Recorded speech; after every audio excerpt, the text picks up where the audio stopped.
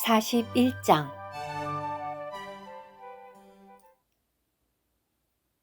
그로부터 만 2년이 지난 후에 파라오가 꿈을 꾸었다. 그가 강가에 서 있었는데 그곳에 보기 좋고 살진 암소 7마리가 강에서 올라와 갈대밭에서 풀을 뜯고 있었다. 그리고 그 뒤를 이어 보기 흉하고 야윈 암소 7마리가 강에서 올라와 강둑에 있는 그 암소들 옆에 섰다. 그런데 보기 흉하고 야윈 암소들이 보기 좋고 살진 암소 7마리를 먹어치웠다. 그때 파라오가 잠에서 깼다. 파라오가 다시 잠이 들어 두 번째 꿈을 꾸었다.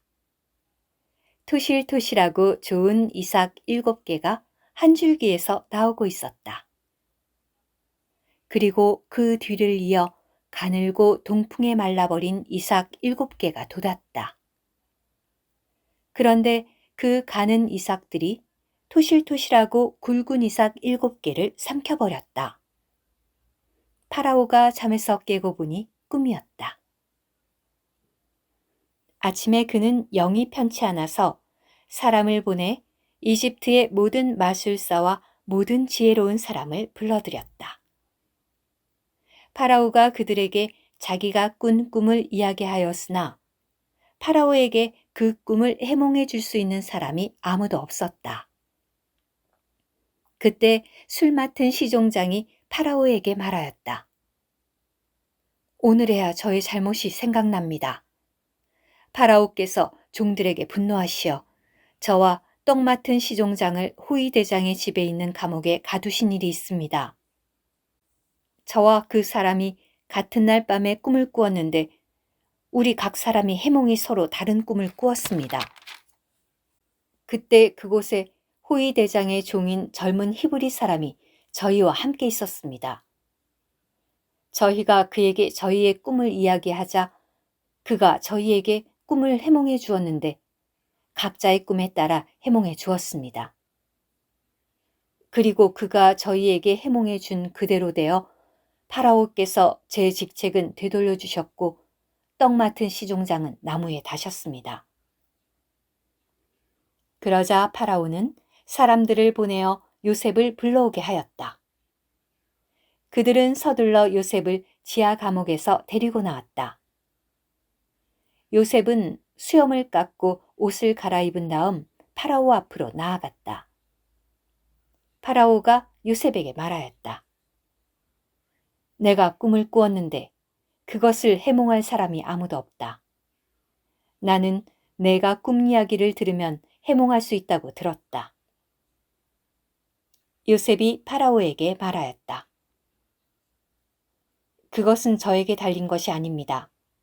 하나님께서 파라오께 좋은 대답을 해주실 것입니다. 파라오가 요셉에게 말하였다. 꿈에 내가 강둑에 서 있었는데 그곳에 살지고 보기 좋은 암소 7마리가 강에서 올라와 갈대밭에서 풀을 뜯고 있었다. 그리고 그 뒤에 쇠약하고 매우 보기 흉하고 야윈 암소 7마리가 올라왔다. 그렇게 보기 흉한 것들은 내가 이집트 온 땅에서 일찍이 본 일이 없다.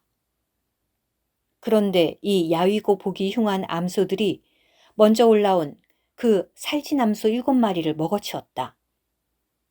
야위고 보기 흉한 암소들이 살진 염소들을 삼켰는데도 삼킨 것 같지 않고 여전히 처음처럼 보기 흉한 채로 있었다. 그때 내가 잠에서 깼다. 내가 또 꿈에 보니 굵고 좋은 이삭 7개가 한 줄기에서 나오고 있었다. 그리고 그 뒤를 이어 시들고 가늘고 동풍에 말라버린 이삭 7개가 돋았다.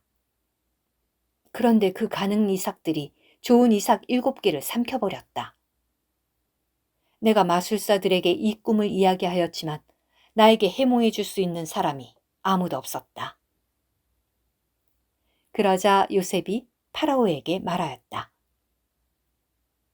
파라오의 꿈은 한 가지입니다.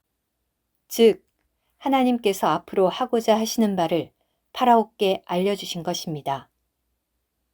좋은 암소 7은 7년이고 좋은 이삭 7도 7년이므로 그 꿈은 한 가지입니다.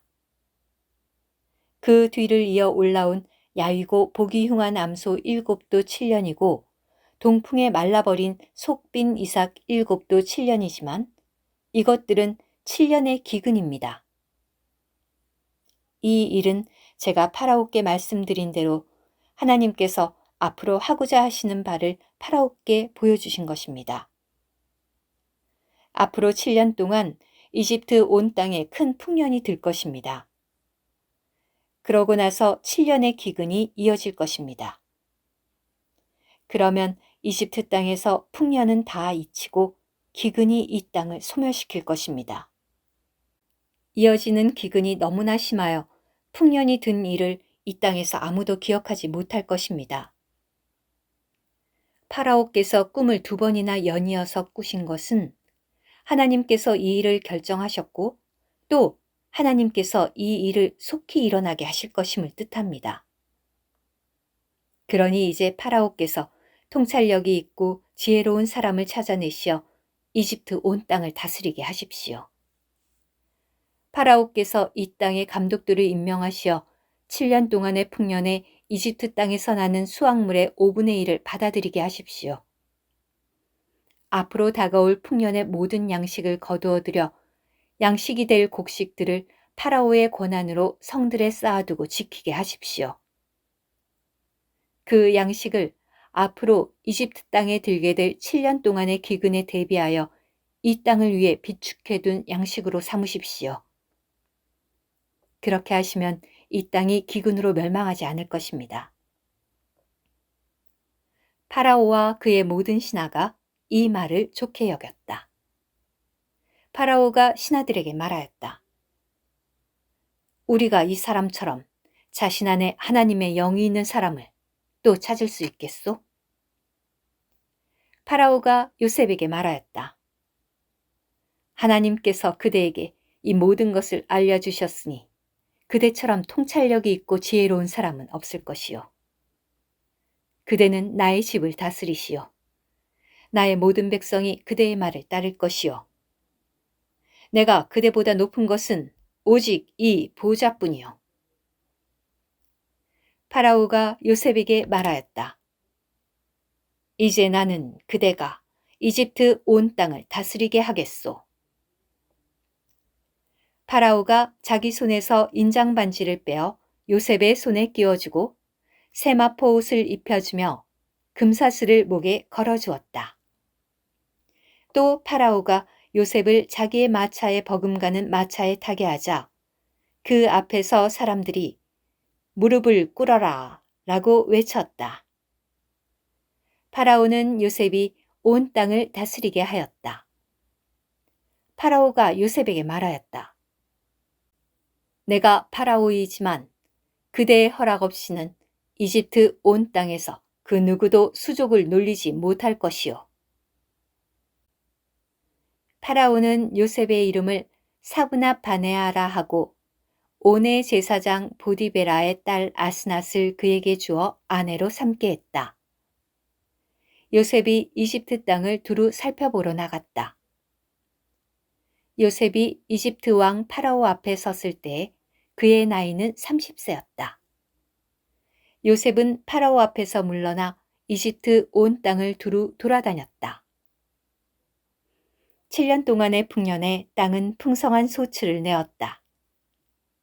요셉은 7년 동안 이집트 땅에서 난 모든 양식을 거두어 들여서 성들에 저장하였는데 각 성 근처의 밭에서 난 양식을 각 성에 저장하였다. 요셉은 곡식을 바다의 모래처럼 엄청나게 많이 저장하여 나중에는 그 양 헤아리기를 중단하였다. 이것은 그 양이 헤아릴 수 없을 정도로 많았기 때문이다.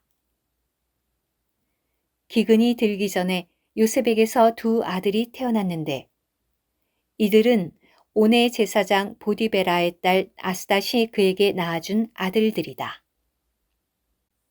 요셉은 하나님께서 나의 모든 고생과 나의 아버지 집의 모든 일을 다 잊게 해주셨구나 라고 하면서 맏아들의 이름을 므낫세라고 하였다. 그리고 내가 고난당하는 이 땅에서 하나님은 내가 자녀를 많이 낳도록 해주셨구나 라고 하면서 둘째 아들의 이름을 에브라임이라고 하였다. 이집트 땅에 들었던 7년 동안의 풍년이 끝났다. 요셉이 말한 대로 7년 동안의 기근이 시작되었다. 온 땅에 기근이 들었지만 이집트 온 땅에는 먹을 것이 있었다. 그러나 결국 이집트 온 땅이 굶주리게 되자 백성이 파라오에게 먹을 것을 달라고 부르짖었다. 그러자 파라오는 모든 이집트 사람에게 말하였다. 요셉에게 가서 그가 시키는 대로 하여라. 온 지면에 기근이 들자 요셉은 모든 곡식 창고를 열고 이집트 사람들에게 곡식을 팔았다. 이집트 땅의 기근은 더 심하여졌다. 온 땅의 사람들이 곡식을 사려고 이집트에 있는 요셉에게 왔다. 왜냐하면 온 땅의 기근이 심하였기 때문이다. 오늘 큐티. 요셉은 지하 감옥에서 풀려난 바로 그날 이집트 온 땅을 다스리는 실질적인 통치자로 보좌에 올랐습니다. 마찬가지로 그리스도는 죽음에서 부활하신 후에 하늘과 땅의 모든 권위를 가지시고 보좌에 오르셨습니다. 요셉은 보좌에 오를 때 영광과 선물을 받았습니다. 이 점에서 요셉은 승천 안에서 영광과 선물을 받으신 그리스도의 예표입니다. 반지와 옷과 금사슬은 그리스도께서 승천하셨을 때 받으신 선물들을 묘사하며 그리스도는 이러한 선물들을 교회에게 전달해 주셨습니다. 인장 반지는 그리스도를 믿는 이들 안에 그리고 그들 위에 도장 찍으시는 성령을 상징합니다.